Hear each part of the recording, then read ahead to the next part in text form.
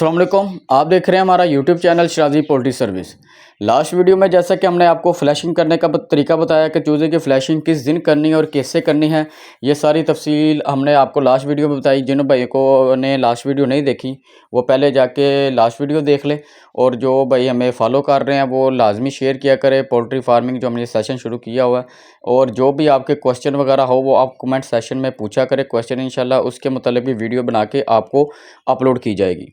तो आज की इस वीडियो में आपको मैं दो अहम बातें बताऊंगा, उसके बारे में डिस्कस करूंगा आपके कि जिसका आपने बहुत ज़्यादा ख्याल रखना है, जो आम पर्सन को या न्यू बंदे को नहीं पता होता। पहले ये कि फ़्लैशिंग करने के बाद जिस दिन आपने फ़्लैशिंग करनी है उससे 2 से 3 दिन आपने अपने चूज़े को ध्यान रखना है। उसकी बैक साइड पे आपने उसको नज़र रखनी है। अगर उसकी बैक साइड पे कहीं पे भी बिठ वगैरह जुड़ी हो तो वो आपने साफ़ करनी है लाजमी।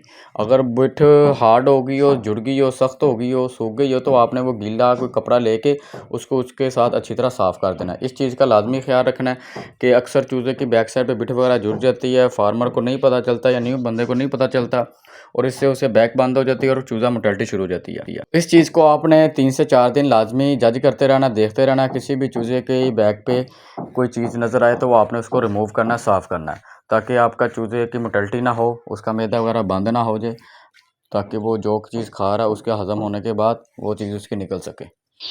और सम टाइम एक बात हो कि आप अगर पानी वगैरह डालते हैं तो कुछ गैलन वगैरह लीक हो जाते हैं, तो चूज़े की जो भी जगह हो, जहाँ पे भी चूज़ा हो, वो गीला नहीं होना चाहिए।